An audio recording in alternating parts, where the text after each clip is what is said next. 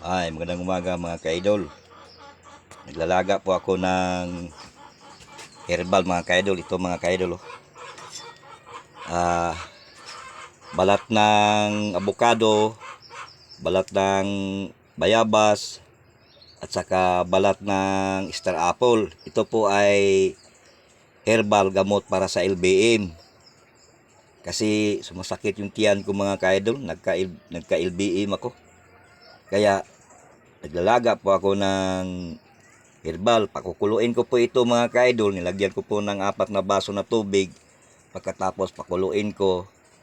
Pagkatapos ng malaga ay palamigin. At iinumin ko yung sabaw niya. O mga ka-idol. Ito dito sa amin sa bukid. Kadalasan pag may LBM kami, ito lang talaga ang gamot namin.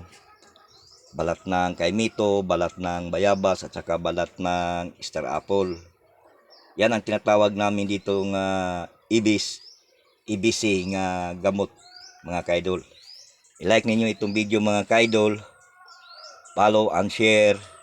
Hindi nyo po ako makikita sa video kasi ako ang nag-video mga ka-idol. Ito mga ka-idol, oh. Malapit ng kumulo. Maraming salamat. Magandang umaga po sa inyo.